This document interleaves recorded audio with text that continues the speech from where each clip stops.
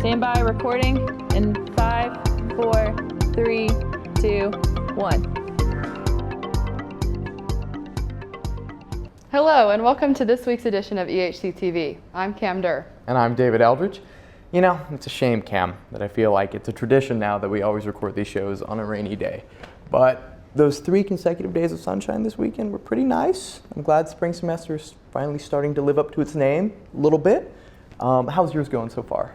It's not too shabby. I'm being really artsy this semester, working towards my graphic design minor, but I'm busy in the drawing section of that. I'm sure. Yeah. How's your semester going so far? It's going well. It's definitely approached week 6 a little quick. If you registered for any online classes and have forgotten about them up until this point, and they're all due at the half semester mark, you should probably start those now. Unrelated, who do you have on the show? I'll have the head coach of the women's basketball team, Coach Dickens, on today. They've had a really successful season so far, and hoping they'll finally be able to bring an ODAC title home this year. Hopefully, fingers crossed for that, and that's awesome.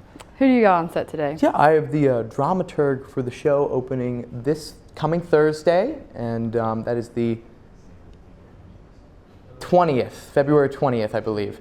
And it is Mary Eliza Hendricks, and she's been really involved in that process, and it'll be showing all weekend with a matinee on Sunday. So it'll be exciting to talk to her about that. Awesome. I can't wait to hear about that. With that being said, let's throw it over to Candace Baylor for the news update. Welcome to the EHC-TV News Update. I'm Candace Baylor, and here are this week's headlines. The campus newspaper, The White Toppers, tells us that Assistant Professor of Acting Rachel Swartz was removed after budget cuts and would not be returning for the next academic year. Emory-Henry students were protesting outside the Mission Building, Wiley Hall on Wednesday, February 12th. The students were holding posters, chanting, and asking people to sign a petition to repeal the decision. It was prompted because of the budget adjustments occurring across all departments on campus. The students were given the opportunity to meet with the college president, John Wells, and division chair of Visual and Performing Arts, Charles Goolsby, to express their concerns about the faculty change.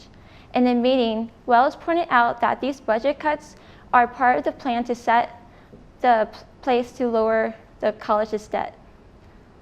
Washington County Health Department held their monthly clinic on the Emory-Henry campus on February 12th. It was at 9 a.m. to 3 p.m. and the mobile health services bus was parked in the lot between Kelly Library and Memorial Chapel. Dean of Students Ryan Boyers tells us that the services they offer include free confidential testing and treatment for sexually transmitted infections and birth control and reproductive health exams. To set an appointment for their next visit on March 4th, get in contact with Ryan Boyer and walk-ins are accepted. 2 agencies are offering free tax preparations to families earning less than $56,000 in 2019. People Incorporated and United Healthway of Southwest Virginia. They will set up in Abingdon, Bristol, and Lebanon to help you complete and file your returns for maximum tax refund by IRS certified volunteers. That's all the news for this week. I'm Candace Baylor, and next, David Eldridge will have our future interview. Thanks, Candace. I'm joined here with Mary Eliza Hendricks, the dramaturg for the show opening this Thursday, The Curious Incident of the Dog in the Nighttime. Yes. Got that right? Yes. So what I understand about the dramaturgical role, in my limited knowledge, is that pretty much if anyone has a question about the world of the play, the context, the setting, the playwright's intent, you offer the answer, or you find out the answer. Yes. Okay, feel free to elaborate. Well, it's often been joked that the dramaturg is a professional Googler.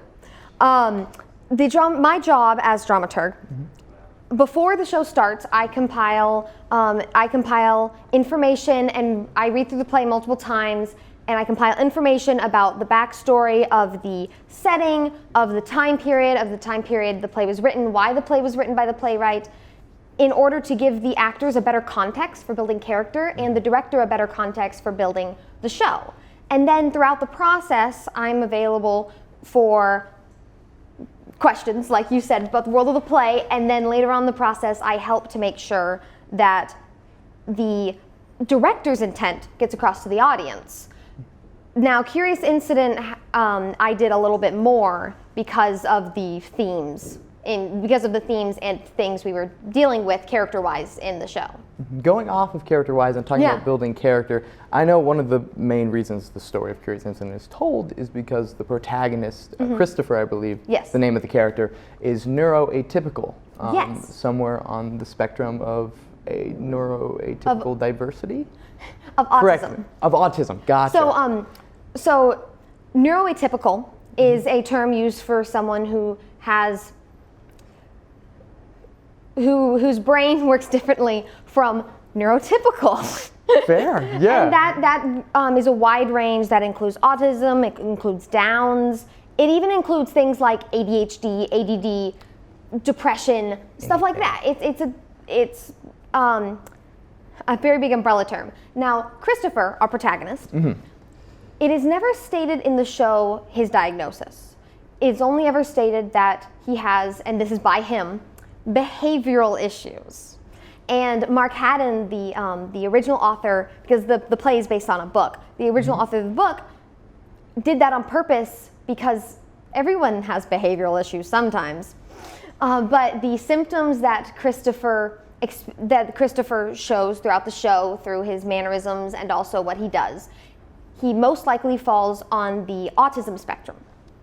And so that's what we went off of for building the character of Christopher. Gotcha. So it's sort of a little bit of detective work, it seems like you're doing with the script. You know, it's never specifically stated. Well, and at this point, the show, the way it's been, it was a best-selling book in London, in England, before it became a musical.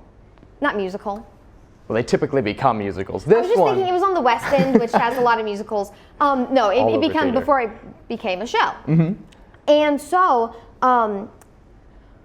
the fact that Christopher is autistic is pretty much accepted by the community of people who do the show at this point. So what has it been for working with a neurotypical actress or actor who's playing the character? Yes. Non-binary performer. Yes. I believe it's a okay, yes. I think actor is pretty gender neutral. Gender neutral Excellent. at this point. Actor, what has been your role in helping form that character and make sure it's respectful representation of someone who is neuroatypical? So that was really important to me, and that's one of the reasons why I wanted to work on this show. Because the portrayal of Christopher, we have to be very careful because there's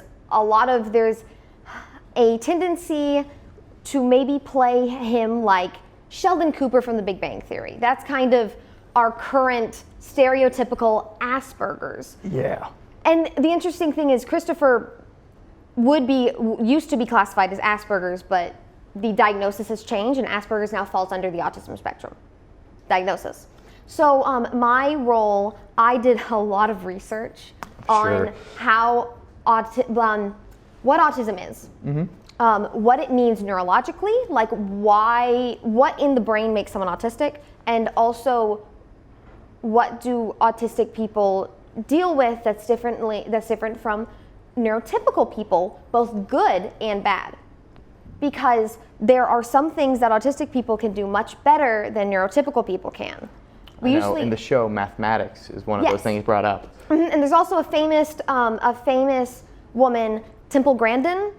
Yes, and she revolutionized the cattle farming industry. And she was autistic, and it was because her brain worked beautifully for building new cattle herding mechanisms and such. Maybe there'll be a play coming about her in the future. But so I sat down with Christopher and we had a long workshop one day where I just word vomited lots of information at them, and we talked through some of the issues and the things that go into what autism is. Totally. And one thing I wanted to ask about involving the dramaturgical role in the theater department. Yes. First off, if you could briefly talk about maybe any educational opportunities you've had because of our theater department that you feel has benefited you in your pursuit of dramaturgy? Because I know that's not something a lot of people typically pursue in theater. So I didn't know dramaturgy was a word. Most people don't. Fair. Yeah, until I was witch number 2 in Macbeth.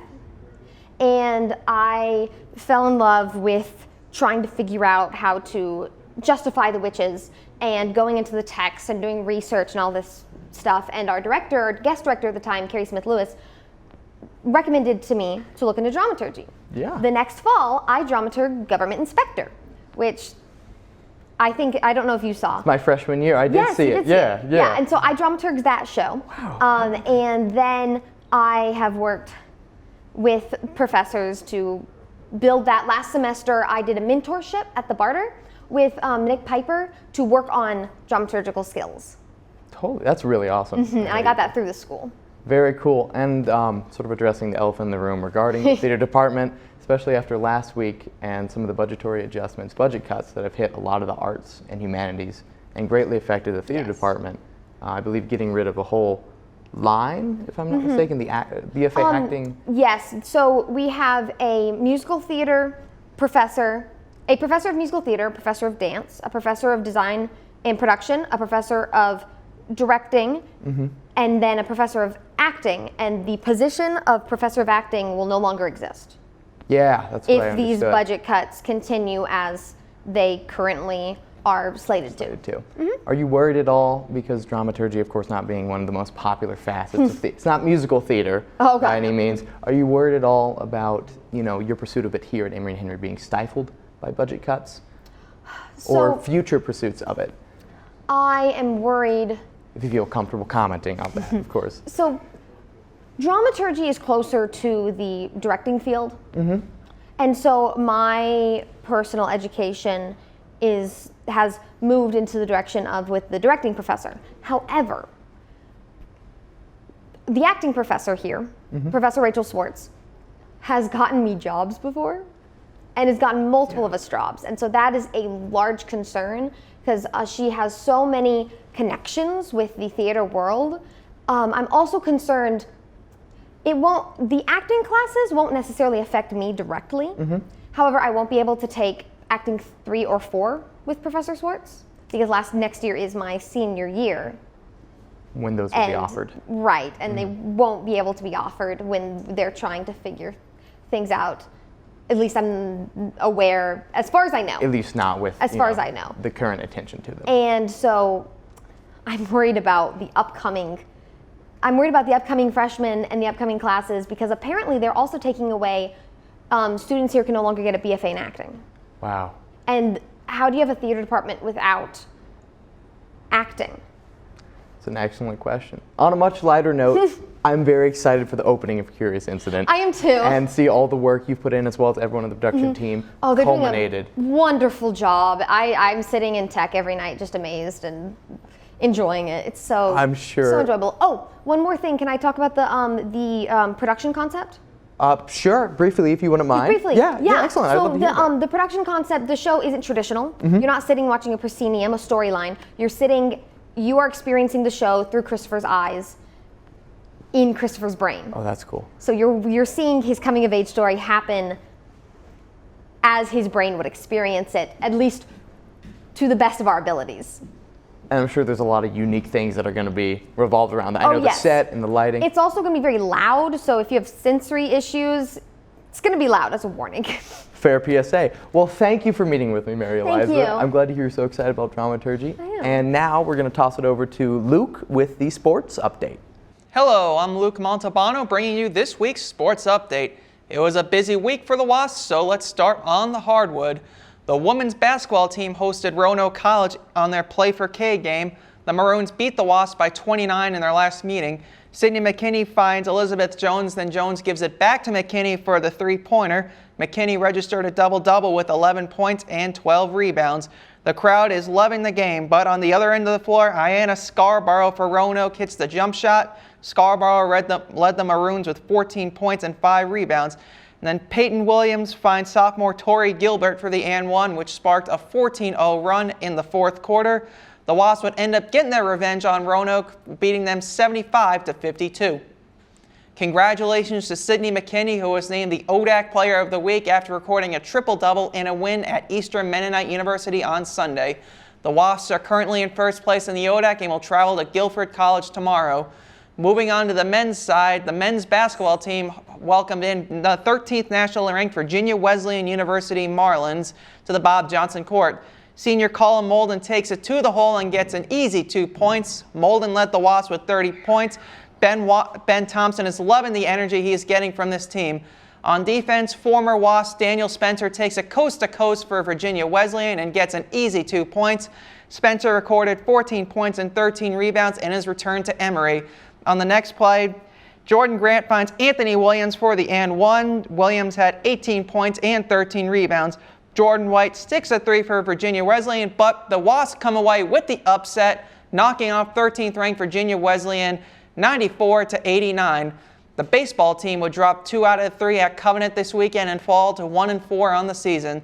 Senior Alex Laws picked up the win on the second game of the doubleheader on Saturday.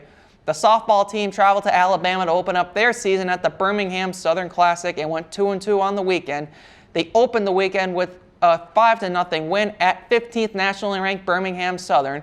That will do it for this week's Sports Update. I'm Luke Montalbano. Let's now throw it over to Cam Durr for this week's sports interview. Hello and welcome to this week's sports interview. I'm here with head coach of the women's basketball team, Coach Dickens. Coach, thanks for being here. Thanks for having me. So you've returned back to Emory and Henry to coach, and now you're head coach of the basketball team. What does it mean to you to wear blue and yellow again? It's definitely is the dream job for me to return back to where I played and coach. It's been an assistant for the past 4 years. Has been a great opportunity, and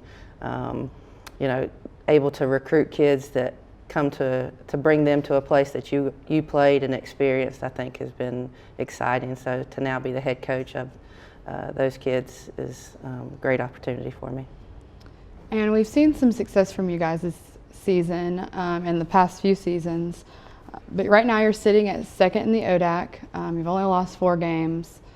What do you think you can contribute to this year's success?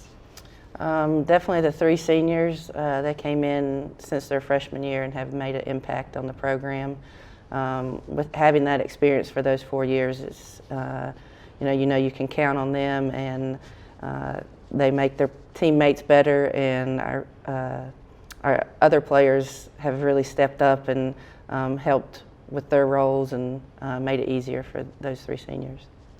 And with those 3 seniors having been part of a team that was so close to an ODAC title, how hungry do you think they are to win this year?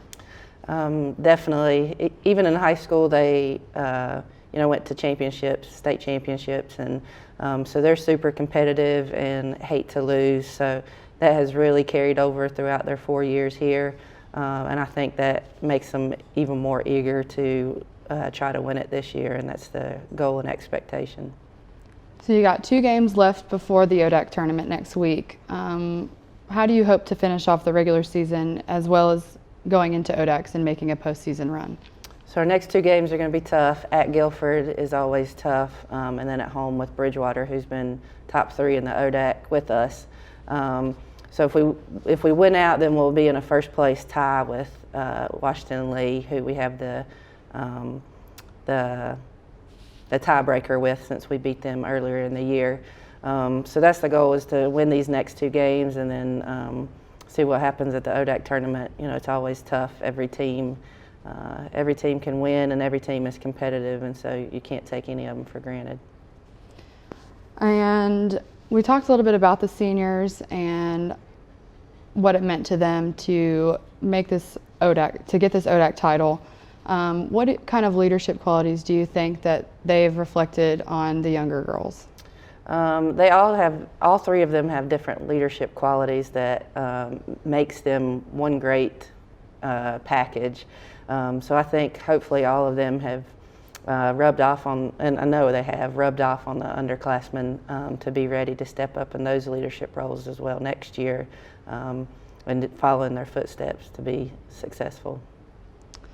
Thanks for being here, Coach, and I wish you guys the best of luck going into ODACs next week. Thanks for having me. That's all for this week's sports interview. I'm Cam Durr. Well, another exciting episode of EHC-TV. I really enjoyed the interview you gave with the head coach of the women's basketball team. Yes, thank you. And again, fingers crossed for that ODAC championship coming up. Definitely. I really can't wait to see them play this weekend or next week.